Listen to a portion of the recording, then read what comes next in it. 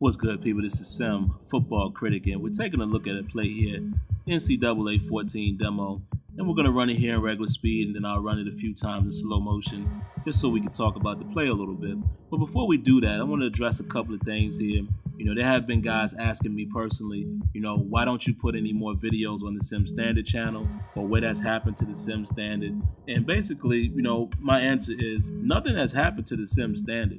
We all do have our individual channels, which a lot of times that's where most of the focus is.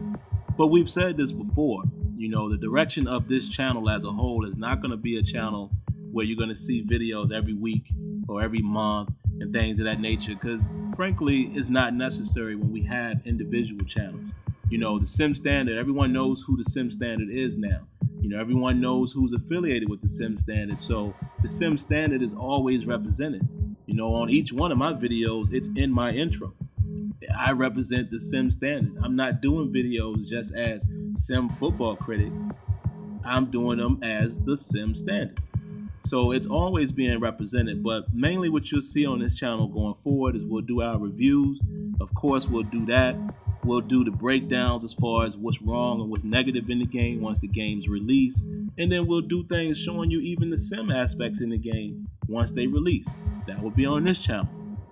If you want more frequent activity, visit our personal channels. That's just how it's going to be. All right, and another thing I want to let you guys know of, VirtualFootballer, and shout out to him. He made a great video in regards to the sim community. I will leave a link in the description for his video. And I'm not really going to, address what he said in the video because, like I said, I've given you guys my stance about a month or so ago, and I'm not going to go down that road again.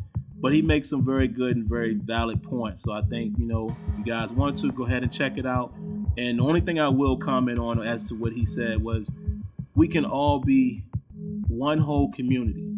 We can do our things differently, or you could choose to do your thing that way. But if you have the same goal in mind, results will happen. All right, and that's all I'm going to say about that. And speaking of which, let's take a look at this game here. And this is me personally, man. I think I speak for everyone else at the Sim Standard. The game is improving. If you've played this demo, a lot of people would know that. A lot of people in the community has been hitting me up on Twitter and sending me messages saying, hey, man, I got to admit, the game looked like it's changing. And it is. Now, is it changing fast enough, or is it changing everything that we want, or is it 100% simulation as far as every aspect? No. And I believe I told you guys that a long time ago. If you really listen to what I say, I give you guys hints all the time without going too far.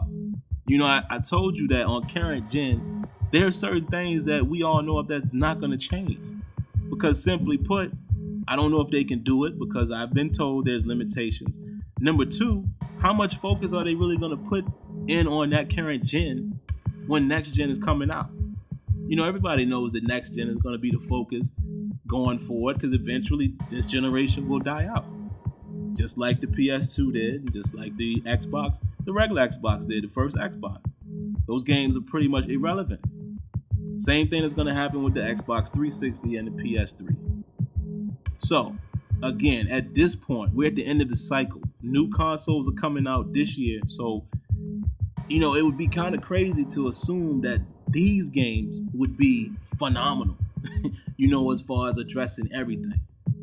So that, in a way, guys, we got to think a little bit.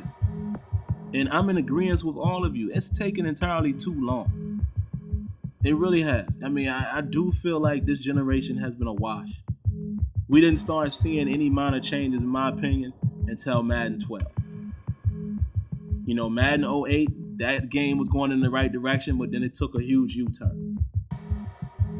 So it's really a shame. With the exception of 2 or 3 years, this whole generation to me has been a wash with EA Football. But it is what it is. You have to move forward. Now we have to start looking at these things as, are they progressing? And if you look at this play here, let me just address a couple things. It looks like to me that they are moving in the right direction. I'm seeing a lot of good stuff happening in this demo. And that's what it's all about. It's like this, what's the point of us pointing out the flaws that we already know about? You understand what I'm saying? The dev team knows that, guys. Listen to how they're talking about next gen, the things they're trying to eliminate. But let's take a look at this play real quick, and I'll come back to that point. I want to look at it from this standpoint here.